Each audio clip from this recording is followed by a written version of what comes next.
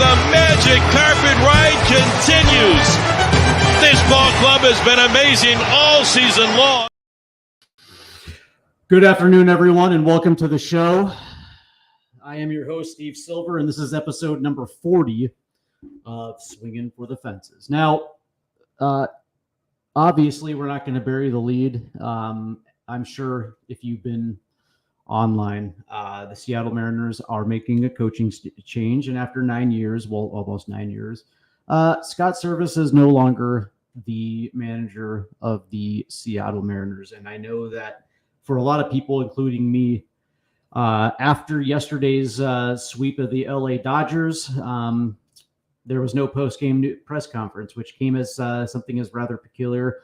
And I think at that time, something was up, and it made a lot of sense. And I know that, half the fan base right now is absolutely through the roof, is over the moon that Scott Servais is no longer leading this team. And I think another section feels like Scott was made scapegoat. But either way, Scott's out. And I do have my thoughts on it. And also news coming down the pipe that former Mariner catcher Dan Wilson will lead this team the rest of the way. And he will be joined by former Mariner designated hitter, Hall of Famer Edgar Martinez will serve on his coaching staff for the rest of the way. Interesting afternoon, to say the least, and it makes a lot of sense. Today is the off day, and it gives Dan Wilson, a good 24 hours to get in, talk to his players, and get a feel of just exactly what went wrong. And where can he make a few adjustments and get this team to fire on all cylinders? So it's going to be interesting. If you are watching live on YouTube, go ahead and hit the like button. Go ahead and just hit that fucker as many times as you possibly can. Let's get this video ingrained with the YouTube algorithms, but also at the very least hit the subscribe button as well too. And if you want to talk about this, the chat room is wide open, and we'll talk some baseball, man. So again, Mariner manager Scott Servais was fired, and I got to be honest with you, I'm not necessarily thrilled, but I just thought it was time. And I don't know if you guys know what my view on coaching is. I do believe that the honeymoon period only lasts for a few seasons at most. Usually when a new manager comes in, you kind of get that new manager bump. But for the most part,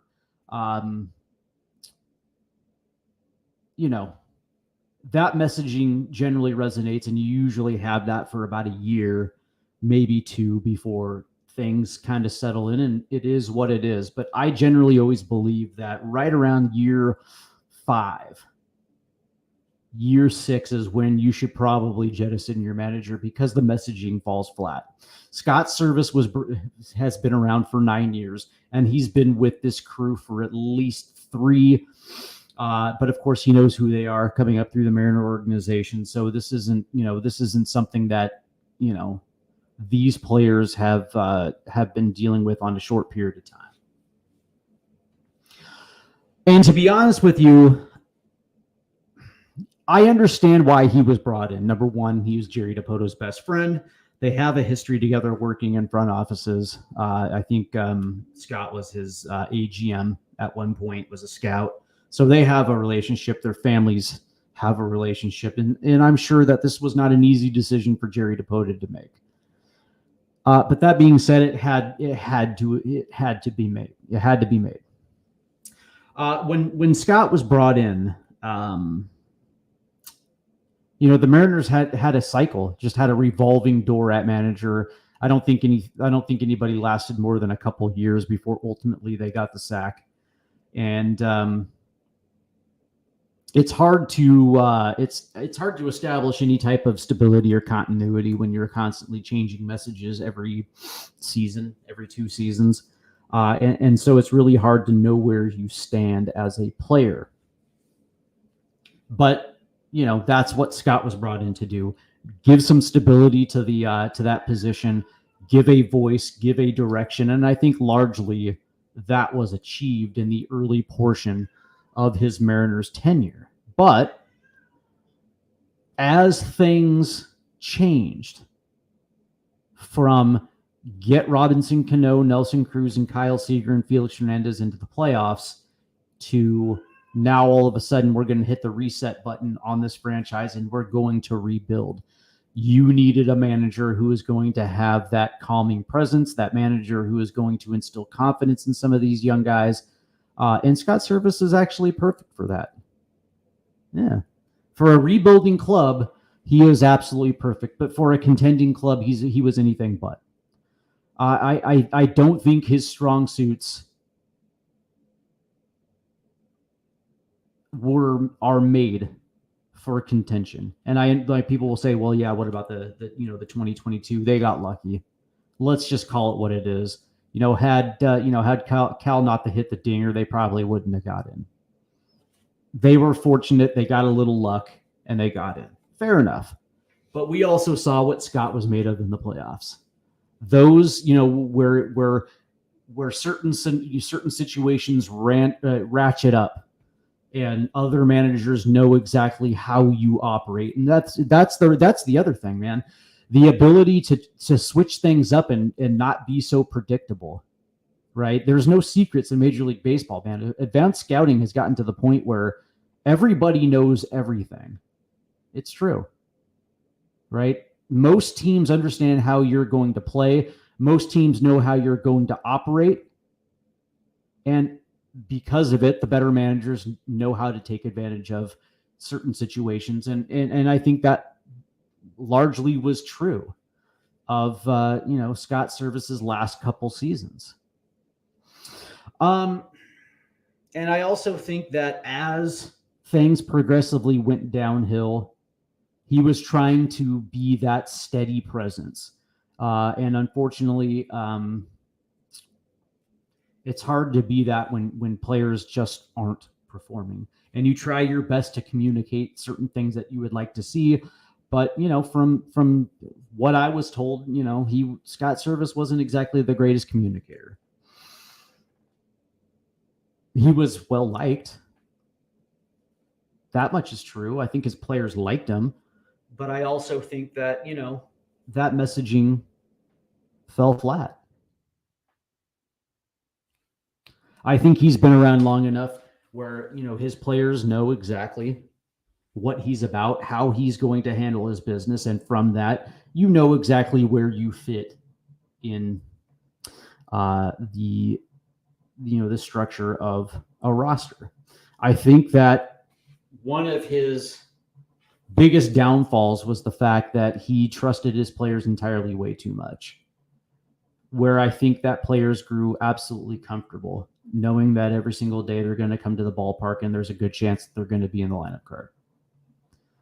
And I think that also is a problem, because at some stage you're going to have to show some sort of accountability. And I don't think accountability was there. I think that Scott Servais was more than willing to let guys continue to hack at the plate without having some sort of level of accountability of, listen, man, you're terrible swinging in 2 strikes, or your contact isn't up to snuff, man. We're gonna sit you until you get it through your head that there's a certain way of approaching an at bat that we want you to do. And if you need help, we'll help you. But, you're not going to be in the lineup card until you can figure it out. And if that means you have to go down to AAA Tacoma for a couple of weeks to figure it out, then that is also a possibility. That didn't happen.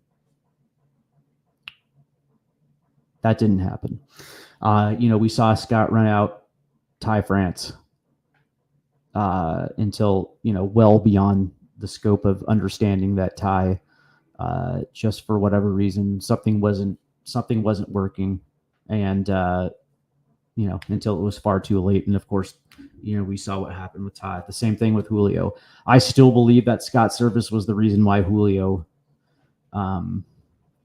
had trouble making contact on fastballs that were middle. I think that, Scott had pounded it into his brain that, he didn't want Julio to chase as much as he did. And if that means that you're going to lay off early fastballs early in count to avoid being in, 0-2 holes, 1-2 holes, those type of things, where later on in the at bat, you'll see that same fastball. At the same time, you're going to be able to work counts, take more walks if necessary. And I understand the concept of it, but it's also the recognition of not knowing what strengths your players have. Julio Rodriguez is a guy who is just a pure fastball hitting, power hitter. There was an old saying that Chuck Daly said about Dennis Rodman, and I'm sure it's out there in the lexicon now, but when some of his assistant coaches were trying to change Dennis, Chuck Daly would bring his coaches over and he would say, "You don't put a saddle on a Mustang. Just let him be. Just let him do his thing." And that's, some of the things that, I think that Scott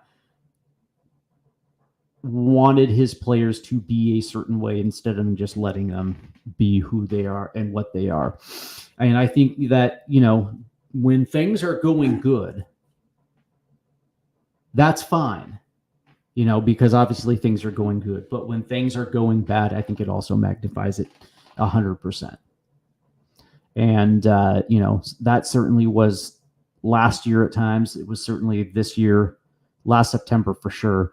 And of course, through the entire bulk of this entire season. But, obviously the things that stick out a lot are the fact that, even with a bad offense, the Mariners still were able to bank a 10-game lead in this division at one point. And I think that was June 10th. I'm going to double check that real quick.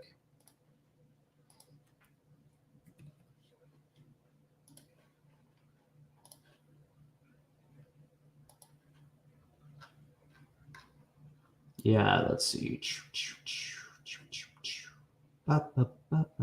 Yeah, I mean they started May 12th. They were in first place and they held that for forever until they didn't. June, I think it was June 10th. Yeah. They were June 18th. They were 10 games up. 44-31. And then they went on. That was the start of the collapse where they lost 2 out of 3 in Cleveland, 2 of 3 in Miami, 2 of 3 in Tampa, came home and lost 2 of 3 to Minnesota, 2 of 3 to Baltimore, 2 of 3 to Toronto before somewhat snapping out a little bit of it against the 2 games down in San Diego before basically losing 3 or 4 to the Angels, 2 of 3 to the Astros, got swept by the Angels before rebounding with a sweep of the White Sox. But then it was losing 2 or 3 to Boston. Taking, they did happen to take 2 or 3 of Philly. Losing 2 of 3 to Detroit, sweeping the Mets, and then it has been all downhill since then. And, you have you get swept in Detroit, and you 1, 2, 3, 4, 5. So they were 1-8 in the last 9. It's and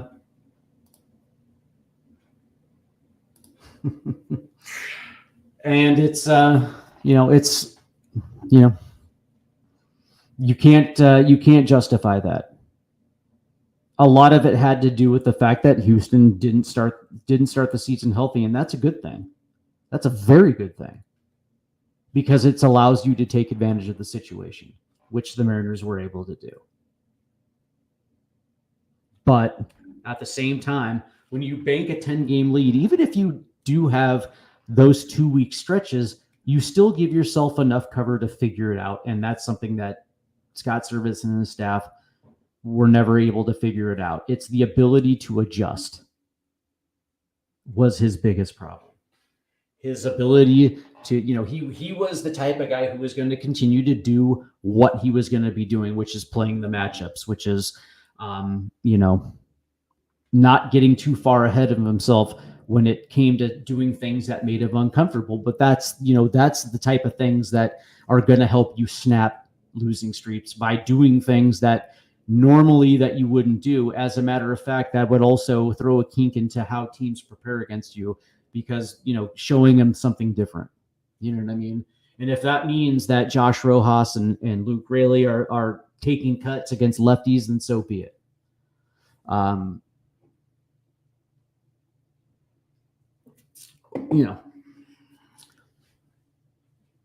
understand injuries play a role. You lost Julio Rodriguez there for a little bit. You ended up losing JP Crawford for a couple of months. And that never helps. But the reality is that you have to put your best foot forward with the players that you do have. And it is what it is, man. I think it was time. I really do. On top of the fact that he couldn't get that messaging across to his clubhouse, I also thought the way that he handles his bullpen was interesting, to say the least. And I still think about that Boston series where, you go to extra innings and you have Trent Thornton and Munoz, warming up, and it's the bottom of the 10th inning and winning runs on second base, first base open, and you actually pitch to Rafael Devers, who hits left-handed pitching. I'll never understand that. There was a lot of those type of situations sprinkled in throughout the course of the year where, you have to give your team the best opportunity to come back and win those games, and you're not doing that because you are so drilled into this is what I do in this situation. I'm going to go lefty, instead of understanding that, you give yourself a better opportunity by just doing things that normally you wouldn't do. And it extends losing streaks. It extends a lack of confidence, and it is what it is, man. And so from that aspect, I also, I think he earned it. I think Scott Servais earned this firing. But I also think it's important to understand what professional sports are and why people take these jobs. Because understand one thing, you don't take these jobs because you think you're going to have a 20-year career managing. It's not how it works, man. Presidents of baseball operation, general managers, and actual managers are hired to be fired. Professional sports is a results-driven business, period. And we're talking about the Seattle Mariners, the team that has the only team who has yet to appear in a World Series in 47 years of history. Have never seen it, have never stumbled their way into one, never lucked, backdoored their way in, caught fire, and just found themselves in a World Series. That has never happened. And so results have to matter. And I understand the Mariner fan psyche. It's something that there's a lot of things that I don't understand, but this is one of the things that I understand completely, because we haven't won anything. Haven't won anything. And so when you haven't won anything, fans are going to accept small victories as signs of progress. So when the Mariners have an 85-win season, well, they had a winning season. Well, what did they win? The goodwill of their fans? Well, it shouldn't be. The demand should be higher than to just finish a couple games above 500. That should not be okay. This fan base, this abused fan base, should be demanding championships or nothing else. And if you're going to go out there and spout off that spout out after the mouth that you're doing our fans we're doing the fans the favor. Come on, man, enough. But also, and you can't expect to continue in this position putting up mediocrity. When I think about it, this is Scott Servais. Okay. We're going to talk about this right here. Scott Servais. In 2016, his first year at the helm, 86 and 76, a 531 winning percentage, and they finished second. Okay. 2017, 78 and 84, finishes third. 2018, 89 and 73, they finished third. Okay. 2019, 68 and 94, they start the rebuilding process. 2020, 27 and 33, finishing third. 2021, now this is where all of a sudden this comes into play, because now it's 90 and 72, 90 and 72, a postseason appearance, but then they regress back to 88 and 74, and this year they're 64 and 64. In 9 years, he was 680 and 642. Just barely above 500. And his average finishing spot was second. That's the definition of mediocrity. And I know that some fans will say that he's one of the greatest managers in Mariner histories. No, he's not. No, he's not. He's absolutely not. I'll give you a good example. He might be the second just based on wins, but, for a dude that finished basically with a barely over 500 record in 9 seasons with only 1 playoff appearance, it's not going to cut it, man. Lou Piniella is the greatest manager in Mariners history. And in his tenure, he had, let me pull that up real quick, just out of curiosity. So we have,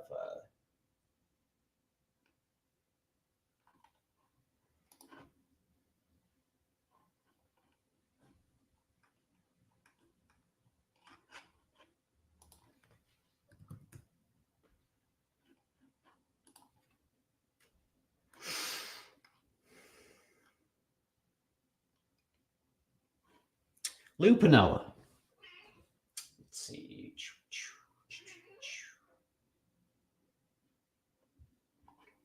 1993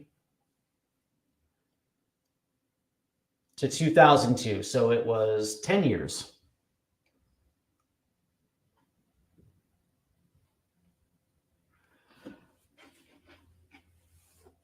He had, what was it? 1, 2, 3, 4, 5, 6. He had 6 winning seasons in 10 years, which included 3 division wins and 3 LCS appearances. At least you can say, yeah, well, he didn't win a World Series, but at least you got 3 division wins, including the last. Scott Servais, on the other hand, has been in here 9 years with 5 winning seasons and no division wins. Sorry. Not going to cut it. And when I think about today's managers and when you're starting to see some of these young guys having success, the Stephen Vaughts in Cleveland, guys who understand the strengths of their team and continuously put their teams in advantageous positions. And then you see a guy like Scott Servais, and you're seeing a guy who's going to be okay with 12 strikeouts. You're going to see a guy whose offense is not attacking or advantageous. And, I don't understand. And that's the thing. It's like, I just look at it and I just say that, he, like, under no circumstances should he have been around this long, because I do believe that the messaging grows stale. And I believe that his, players become complacent, and, the results are exactly how I feel, right? When you look at, like, I'll give you a good example, right? The Seattle Seahawks finally getting rid of Pete Carroll. And a lot of that longevity had to do with the 2 Super Bowl runs, including a win. And so he had a longer runway. But as the seasons progressed and results started staying stagnant, yes, he had some good seasons, but ultimately the idea isn't just to have good seasons, it's to win championships. That's how high the bar is. That the further he got away from those Super Bowls, that the results started dipping. And I also believe that messaging is never going to be the same.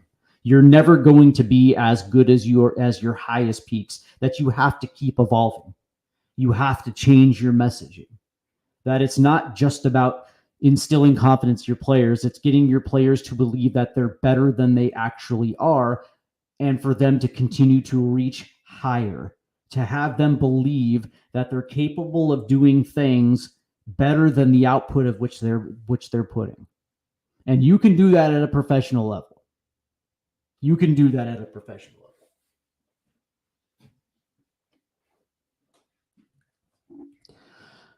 These jobs are not meant to be forever. And, a lot of jobs, especially in baseball, if you have early success, yeah, you might stick around for 5, maybe 6 years, but eventually that's it. You're going to get fired. GMs even at a higher rate. Because again, it's results, man. That's it. That's results. But I will say, though, that this is a win-win for the Seattle Mariners. The timing is right, because if they get a bump, if they get the managerial bump, and then all of a sudden this team is playing different, and then maybe this team gets on a run and gets into the playoffs, that's a win-win. But if Dan Wilson comes in and results stay the same, then, he's not going to be around next year to begin with anyway. So it's a win-win for the Mariners. They lose nothing in doing this.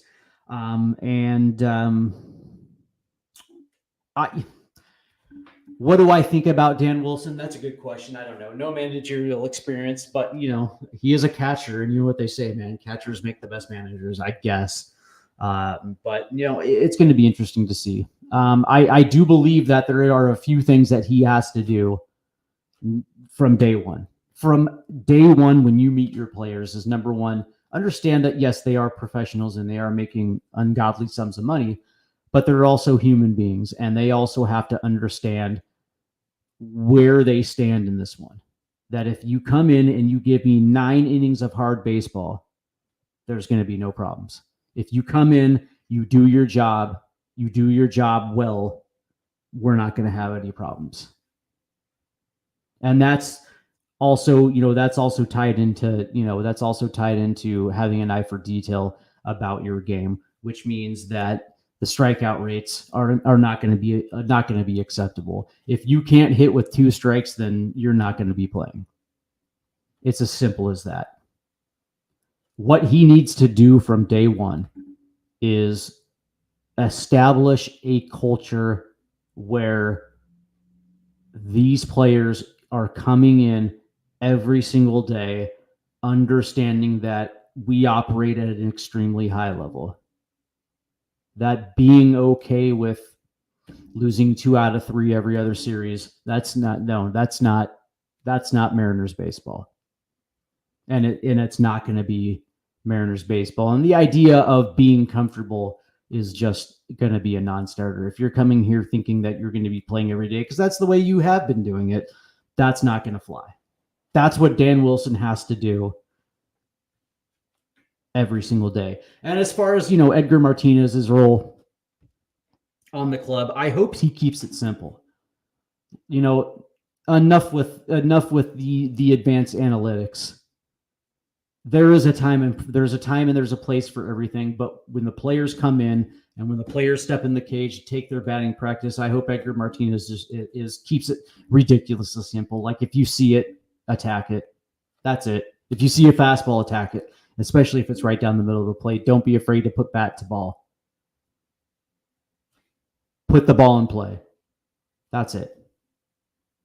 In a two-strike approach, anything, choke up on the bat, and if there's anything remotely near the strike zone, put a swing on it. Put the ball in play. And that's it. Right? Establish an old school approach to baseball. He learned under the best. Dan Wilson and Edgar Martinez learned under the best. There was a certain expectation of being a Major League Baseball player, and if you couldn't hit a fastball, I'm sorry, you're not going to be at the big league level. That has to be established from day one. And that's it. And I think that if Dan Wilson does that, I think he'll be successful.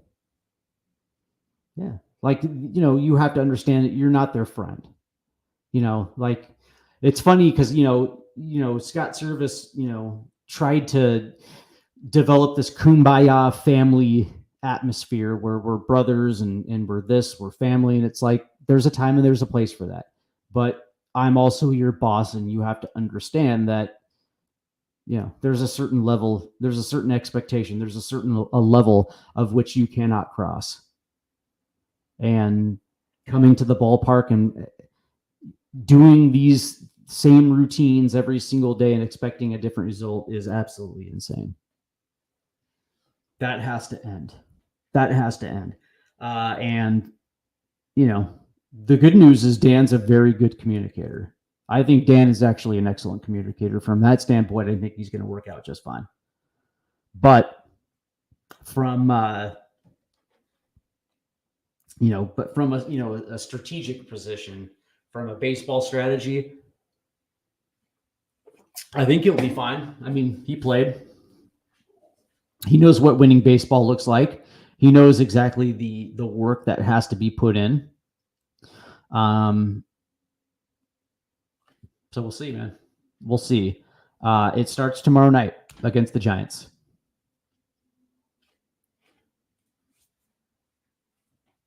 I don't know, man. How do you guys feel about the Dan Wilson hire? Yeah, maybe.